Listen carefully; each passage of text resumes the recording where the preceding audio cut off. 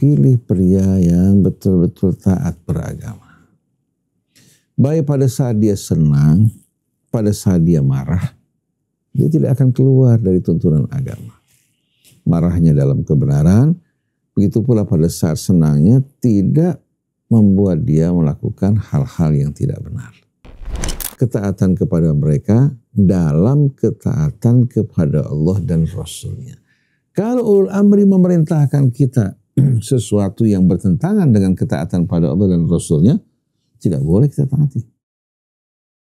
Inna hadhihi ummatukum ummatan wahidatan wa ana rabbukum fa'budun.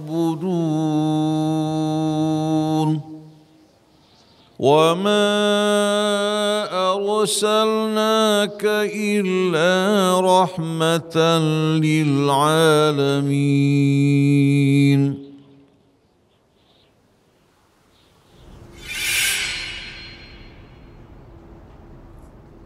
Bismillahirrahmanirrahim. Alhamdulillahirabbil alamin. Allahumma shalli ala Muhammadin wa ali Muhammad. Assalamualaikum warahmatullahi wabarakatuh. Waalaikumsalam warahmatullahi wabarakatuh. Sahabat Ummatan Wahidah dimanapun antum semua berada, semoga senantiasa dalam rahmat dan lindungan Allah Subhanahu wa Ta'ala. Alhamdulillah kita berjumpa kembali dalam acara kita Dialog di Bawah Naungan Al-Quran. Mari sama-sama kita buka dengan membaca Ummul Quran. A'udzu billahi minasy syaithanir rajim. Bismillahirrahmanirrahim. Alhamdulillahi rabbil alamin. Ar-Rahmanir Rahim.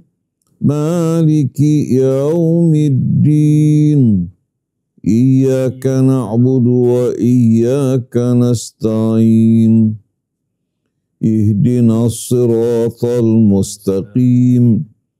Siratal ladzina an'amta 'alaihim ghairil maghdubi 'alaihim waladdallin.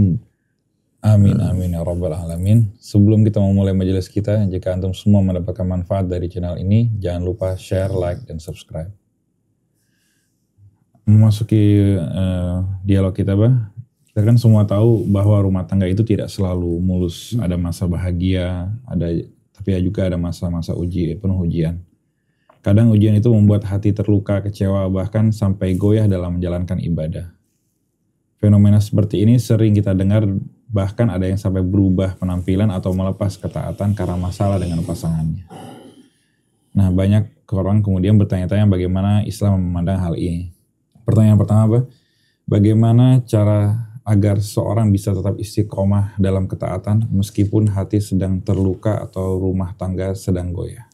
Bismillahirrahmanirrahim. Alhamdulillahirabbil alamin.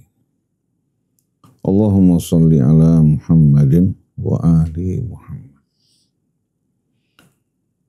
Rabbana zidna ilman wa alhiqna bis salihin. Allahumma atina min indika rahmah wa 'allimna min ladunka ilman nafi'a wanfa'na bima 'allamtana. Assalamu alayka ya Rasulullah, assalamu alayna wa ala ibadillahi salihin, wassalamu alaikum warahmatullahi wabarakatuh. Seorang baru dikatakan sebagai seorang muslim dan muslimah apabila dia berserah diri secara tulus kepada Allah Subhanahu wa Ta'ala.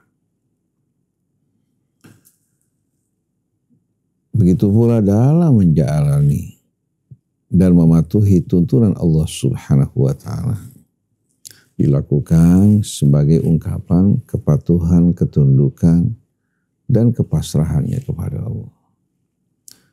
Tapi apabila seorang wanita, katakan berjilbab, sholat semata-mata, karena apa?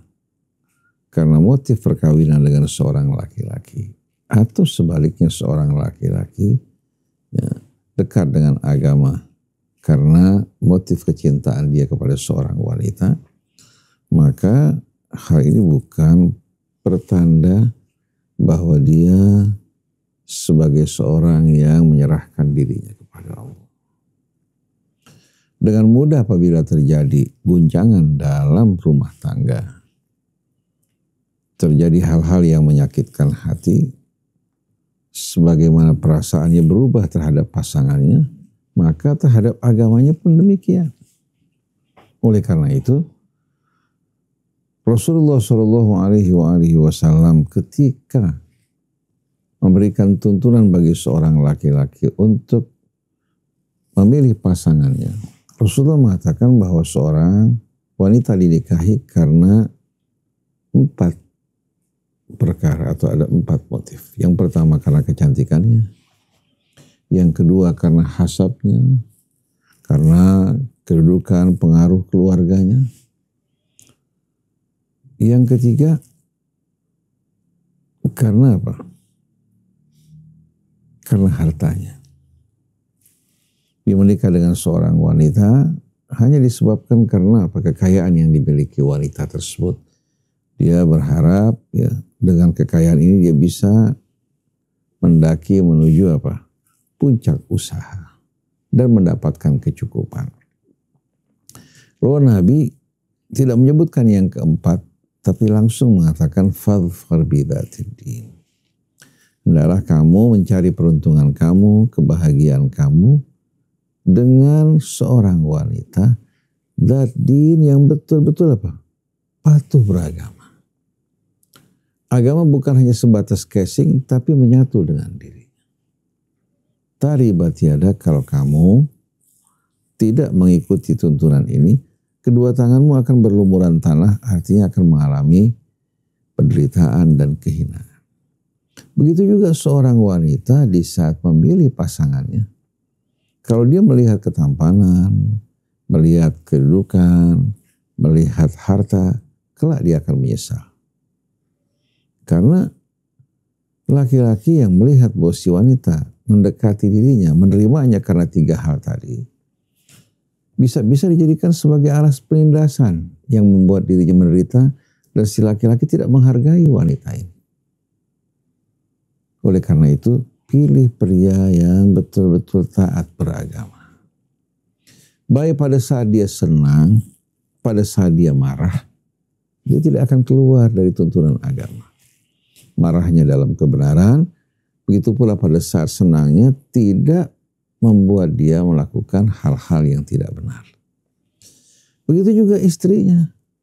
Kalau dia taat kepada Allah, dia seorang muslimah sejati, baik suaminya bersikap baik padanya atau tidak, dia tidak mau sama sekali apa? Agamanya, imannya yang lebih berharga dari dunia dan seluruh isinya, ya, digantikan dengan apapun. Suaminya baik padanya, dia akan lebih baik.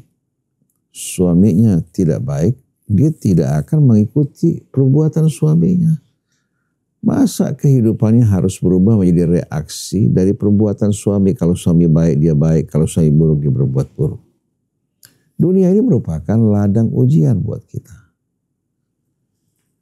Dalam sebuah hadis Nabi mengatakan, Inna dunya hulwatun khabirah. Dunia ini manis, hijau. Wa inna allaha mustakhlifukum fiha. Dan Allah subhanahu wa ta'ala menempatkan kalian di dunia ini sebagai khalifah, bukan sebagai pemilik. Khalifah artinya penerima amanat. Harta bukan milik kita, kekayaan bukan milik kita, ilmu bukan milik kita, anak juga bukan milik kita, tapi titipan dan amanat dari Allah. Istri juga bukan milik kita. Begitu juga suami bagi istri, suami bukan miliknya. Kita semua merupakan hamba Allah yang sedang menerima amanat sebagai khalifah di atas muka bumi. Fayanzuru kaifa ta'malun, maka Allah akan melihat bagaimana kalian berbuat dan bekerja. Fattaqud dunya, hati-hati kalian terhadap dunia. Jangan sampai dunia meracuni jiwa kalian. Akhirnya membuat kalian menjadi apa? Menjadi liar, brutal, tidak lagi dikendalikan oleh iman dan akal sehat, tapi dikendalikan oleh nafsu yang berubah-ubah. Wattaqun nisa, dan jaga wanita kalian. Fa inna awwala fitnah Bani Israel kanat fin nisa, karena fitnah bencana yang terjadi pada Bani Israel pertama kali disebabkan karena mereka nggak menjaga wanita mereka. Oleh karena itu, seorang pria muslim yang baik, dia akan jaga keluarganya. Dia akan perlakukan dengan mulia dan tidak akan menzaliminya. Begitu juga wanita muslimah yang baik, dia akan menjalankan tugasnya sebagai seorang istri, sebagai seorang ibu, tahu apa yang harus dikerjakan. Karena sudah punya apa? Sudah punya job description sebagai wanita dan job description sebagai apa? Suami. Begitu juga sebagai ayah maupun ibu. Seorang muslim jelas pekerjaan yang harus dikerjakan. Tapi kalau seandainya Islam hanya sebatas casing, laki maupun perempuan, maka dengan sendirinya kehidupan mereka tidak dikemudikan oleh aturan agama. Begitu si laki-laki katakan mengalami cobaan, bisa-bisa dia apa? Bisa-bisa dia kalap, lalu dia menyalahkan takdir. Di saat doanya tidak dikabulkan, dia marah pada Allah. Kalau saya tidak dikabulkan lagi, saya tidak akan sholat dan berdoa. Begitu juga seorang wanita di saat dia disakiti oleh suaminya atau menghadapi cobaan, yang tadinya taat berjilbab, yang tadinya taat sholat, dia mengatakan saya tidak akan sholat lagi. Dari wanita berjilbab menggunakan bikini. Kenapa? Karena memang Islam tidak mengakar di hatinya. Pernah satu hari seorang laki-laki membawa calon pasangannya. Lakinya seorang muslim, sedangkan calon pasangannya ini seorang wanita non-muslim, berasal dari keluarga Tionghoa. Lalu pria minta supaya saya mengislamkan dia dan menikahkannya bersama orang tua laki-lakinya. Saya tanya kepada wanitanya, apa yang mendorong kamu masuk ke dalam Islam? Dia mengatakan karena semua agama itu sama. Semua agama itu mengajak pada kebaikan. Saya bilang, saya mau menjadi saksi atas keislaman kamu, tapi itu bukan keluar dari hati kamu. Bukan dari ketulusan dan pemahaman mengenai Islam sebagai jalan hidup yang benar. Dalam hal ini saya nggak bisa menjadi saksi dan saya juga tidak bisa menikahkan Anda berdua dalam hal ini. Coba pelajari Islam dengan baik. Kalau Anda merasa Islam itu merupakan jalan hidup yang tepat dan benar, Anda menerimanya, saya siap untuk menjadi saksi. Tapi kalau Anda memandang semua agama itu benar, Islam nggak bisa menerima ini. Karena Allah mengatakan inna dina indallahil Islam. Kita bisa duduk bersama-sama berbeda agama, tapi tetap lakum dinukum waliyadin. Kita hidup rukun bukan berarti kita melebur semua keyakinan manusia menjadi satu, tidak. Yang Muslim dengan keyakinannya, yang beragama Nasrani dengan keyakinannya, yang beragama Yahudi pun dengan keyakinannya. Nggak mungkin kita bisa mencampur aduk. Lana a'maluna walakum a'malukum. Jadi dalam hal ini, saya nggak bisa menerima menjadi saksi. Rahmat Allah terbuka dengan luas. Kita harapkan mudah-mudahan dia berpikir dengan baik, belajar dengan baik. Jangan agama itu seperti orang kontrak rumah.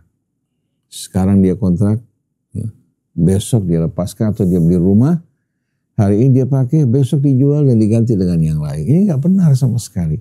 Nah selama ini mungkin agama dipandang oleh sebagian orang seperti ini. Seperti seorang anak dalam buku harian. Disebutkan saya bernama Fulan, orang tua saya, kemudian agama saya Islam. Ada tambahan, tapi tidak fanatik loh. Maksud tidak fanatik artinya tidak apa? Dia bisa toleransi dalam urusan agama. Saya bilang salah kamu. Kamu dengan agama kamu, kalau kamu tidak yakini bukan agama namanya. Itu hanya pendapat. Beda antara agama dengan pendapat. Pendapat itu kita apa? Bisa berubah. Tapi kalau agama itu di samping kebenaran yang dibangun di atas bukti-bukti yang nyata, juga menjadi iman di hati. Kita nggak siap tukar-menukar sekarang masuk Islam, besok pindah ke agama yang lain, tidak. Jadi kejadian yang kita alami saat ini di mana banyak artis-artis atau perempuan-perempuan yang tadi tidak berjilbab menikah langsung berjilbab, bahkan menikah di Mekah lagi. Menikah di Mekah. Nah, motif yang mendorong mereka melakukan hal ini bukan karena melihat kebenaran Islam, tapi karena apa? Karena hubungan di antara mereka. Bisa lakinya sekarang masuk Islam atau perempuannya masuk Islam, begitu jadi keributan, mereka masing-masing kembali kepada latar belakang mereka. Jadi hendaknya dalam beragama kita pelajari dengan benar. Setelah kita menerima kebenarannya, kita meyakini dan berpegang teguh pada agamanya. Kalau tidak, ini bukan agama, hanya sekedar pendapat. Perbedaan pendapat wajar. Tapi dalam agama, lakum dinukum waliyadin. Gak mungkin saya berbeda agama bisa meyakini kebenaran kamu. Dan kamu juga demikian, tidak mungkin meyakini kebenaran kami. Kita masing-masing menjalankan keyakinan. Nah, untuk menjaga keharmonian rumah tangga kita agar tidak berubah-ubah dengan sendirinya, hendaknya kita menjadikan agama itu betul-betul sebagai prioritas utama. Kita memilih pasangan kita dengan dasar agama, ketaatan pada Allah. Baik pasangan kita, pria pasangan kita atau wanita pasangan kita, kemudian kita jalani kehidupan kita dengan tuntunan agama. Adapun cobaan hidup, siapa dalam hidup ini yang tidak mengalami guncangan? Sahabat-sahabat Nabi menjalani siksaan yang berat, tapi tidak bergeser dari keyakinannya. Sebagaimana Nabi berkata kepada siapa? Kepada Yasir dan Sumayyah yang disiksa hingga binasa, dijemur, kemudian besi panas dimasukkan ke dalam duburnya. Nabi pada saat itu tidak berdaya untuk menolong. Allah bisa turun tangan, tapi ini cobaan dalam hidup. Rasulullah katakan, sabran ala Yasir, inna mau'idakumul jannah. Sabar wahai keluarga Yasir. Tempat pertemuan kita surga. Kedua-duanya meninggal dunia. Kita lihat bagaimana mereka bisa teguh bila dipanggang di atas pasir. Diletakkan batu di atas tubuhnya. Tidak goyah, kenapa? Karena mereka menerima agama atas dasar kesadaran dan keyakinan. Oleh karena itu, cara beragama sebagian orang, seperti saya ingat pada era Soeharto dulu, seorang menteri ditangkap karena melakukan tindakan korupsi. Istrinya menangis, berdoa, tapi tak kunjung bebas suaminya. Akhirnya dia telah menetapkan bahwa kalau tidak dikabulkan doa ini, tidak akan berdoa lagi dan tidak akan sholat. Seolah-olah Allah butuh pada doanya. Inilah karena hidup bersama suami dengan cara hidup yang tidak benar, di samping gaji yang sudah diberikan untuk hidup yang halal gak cukup, rupanya dia mencari sesuatu untuk hidup yang haram. Nah, tubuhnya penuh dengan yang haram, tidak heran kalau keyakinan seperti itu. Jadi kita bersikap jelas di sini, karena ini harus diucapkan. Agama bukan main-main. Anda pilih Islam dengan kesadaran atau Anda tidak menerima Islam, tidak ada paksaan sama sekali. Dan kalau Anda menerima untuk kebaikan Anda, untuk keselamatan Anda, tapi di saat Anda menerima, seharusnya Anda menjalani tuntunan agama. Jangan dijadikan seperti mainan. Atau seperti orang memakan obat yang berselaput gula. Selagi manis dihisap, begitu pahit dilepaskan kembali. Ini agama pada saat ini. Oleh karena itu Imam Husain pernah mengatakan, kalian menyikapi agama mirip dengan manisan yang kalian hisap. Begitu pahit kalian buang. Jadi hanya mau merasakan kesenangan dalam agama, tapi menghadapi cobaan, tidak mau menerima. Padahal dunia sebentar. Sedangkan kehidupan di hari akhirat lebih mulia, lebih kekal dan lebih indah. Masa kita enggan untuk membayar mahar demi akhirat kita yang mahal? Wallahu a'lam. Bah, ada pertanyaan yang masuk dari sahabat Ummatan Wahidah. Assalamualaikum Ustadz. Ada ayat yang memerintahkan kita untuk taat pada 3, yaitu Allah Subhanahu Wa Taala, Rasul dan Ulil Amri. Yang saya tanya, pada zaman sekarang di Indonesia, Ulil Amri kita ini siapa? Sementara kita tahu pemimpin negeri ini kurang taat pada Allah Subhanahu Wa Taala, malah menyengsarakan rakyat. Terima kasih. Untuk memahami perintah Allah Subhanahu Wa Taala, kita perlu kembali kepada ayat-ayat yang terhubung. Pertama kita baca ayat 58 dari surat An-Nisa. Allah berfirman, mengingatkan bahwa setiap orang dari kita ini kan menerima amanat. Terutama sekali seorang pemimpin yang mengurus urusan rakyatnya. Innallaha ya'murukum an tu'addul amanati ila ahliha. Sesungguhnya Allah memerintahkan kalian untuk menunaikan, menyerahkan amanat kepada ahlinya. Ini mengandung makna yang amat luas. Jadi kalau kita mau berbuat kebaikan, menitipkan amanat Allah, hendaknya kita serahkan kepada ahlinya yang bisa melaksanakan amanat tersebut. Rakyat juga di saat akan memilih pemimpin, suaranya merupakan amanat dari Allah. Karena ini akan kembali baik dan buruknya terhadap rakyat.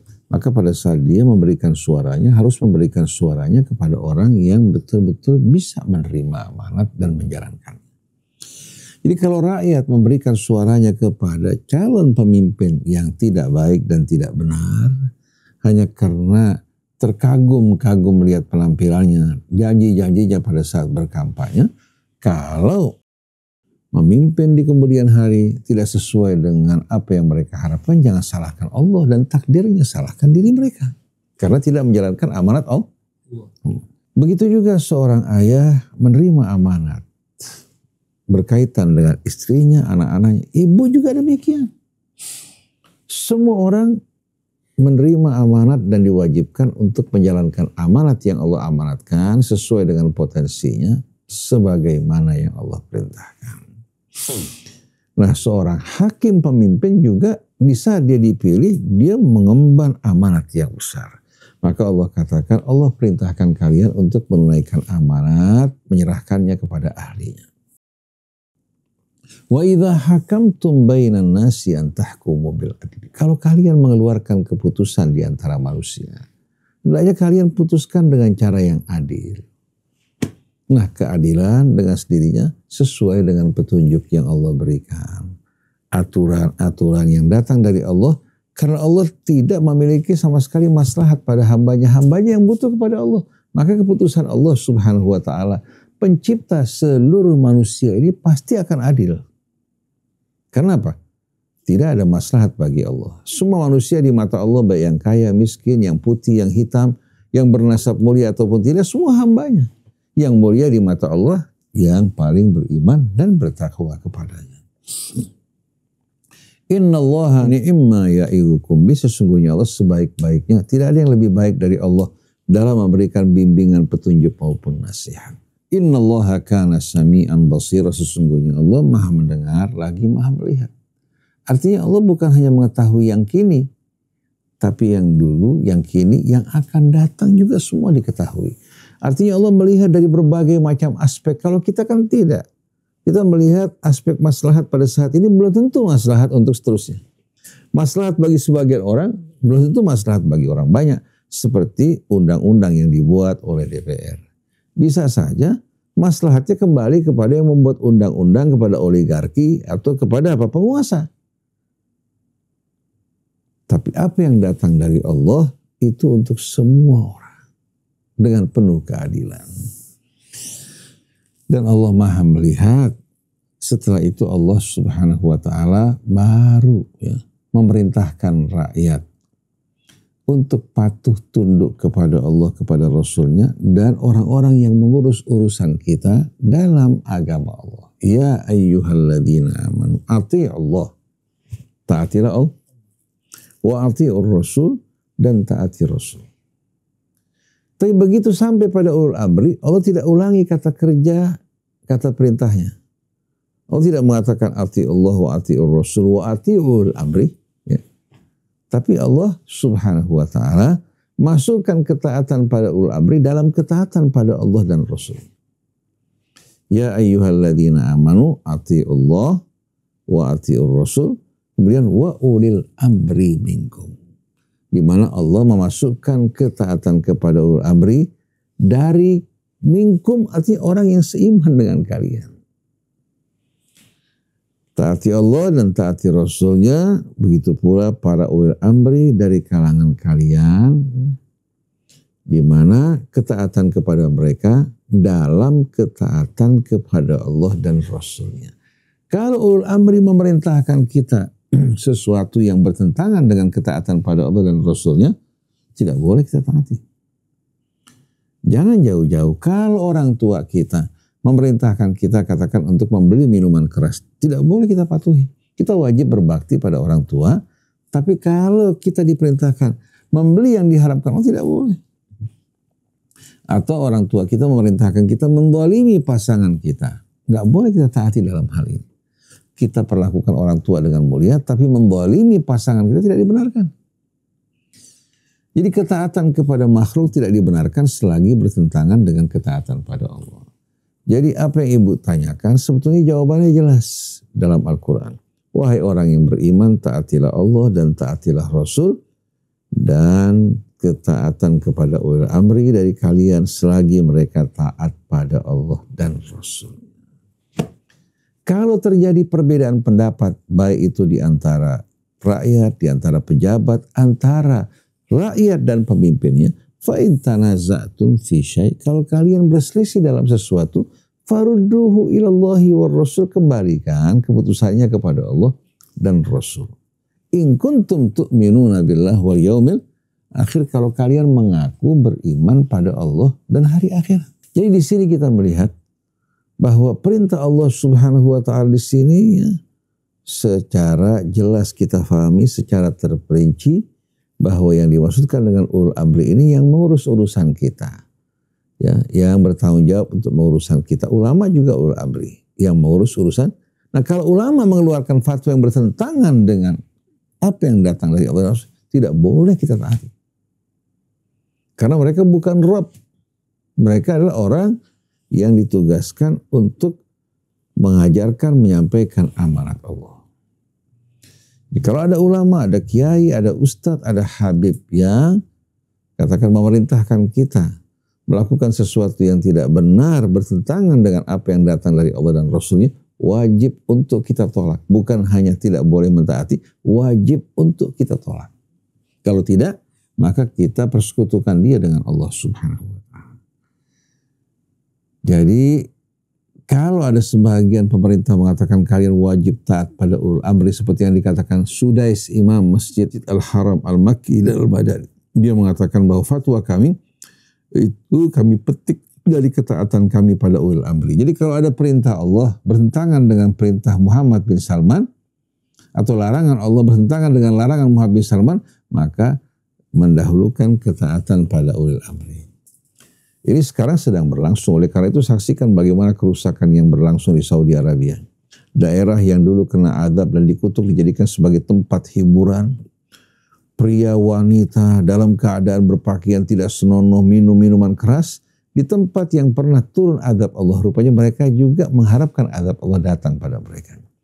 Pada musim juga wisata di Riyadh, mereka mengadakan acara yang luar biasa bobroknya. Kemana perginya ulama mereka? Kenapa mereka sibuk berkaitan masalah bid'ah yang tidak disepakati? Ribut masalah talafud bin niyah, masalah baca yasin, masalah hal-hal yang bukan merupakan hal yang dibahas oleh Allah dalam Al-Quran maupun Rasulnya, tapi di hadapan pelanggaran pemimpin mereka, mereka diam, bungkam, tidak berani mengeluarkan pernyataan. Karena selama ini peran mereka hanya sebagai apa? Buk as-sultan, artinya sebagai speaker dari sultan. Mereka bukan menyampaikan pesan Allah. Wal-iyadzubillah, kita berlindung kepada Allah untuk berperilaku seperti mereka. Jadi ketaatan pada ulil amri tergantung ketaatan mereka pada Allah Ta'ala. Kalau mereka tidak mentaati Allah, menentang Allah, berarti mereka bukan ulul amri yang wajib untuk kita taati. Wallahu a'lam. Alhamdulillah kita sudah sampai di penghujung dialog kita hari ini. Jazakumullah khairan katsiran kepada Bapak atas penjelasannya yang membuka wawasan. Semoga apa yang disampaikan hari ini menjadi wasilah kebaikan bagi kita semua dan bisa diamalkan dalam kehidupan sehari-hari. Bagi sahabat Ummatan Wahidah yang ingin berkontribusi pada pengembangan dakwah digital Ummatan Wahidah, bisa langsung transfer ke rekening Ummatan Wahidah. Jangan lupa untuk terus mengikuti channel Ummatan Wahidah dan sebarkan kebaikan ini ke sahabat-sahabat yang lain. Sampai jumpa di dialog berikutnya. Wassalamualaikum warahmatullahi wabarakatuh. Waalaikumsalam warahmatullahi wabarakatuh.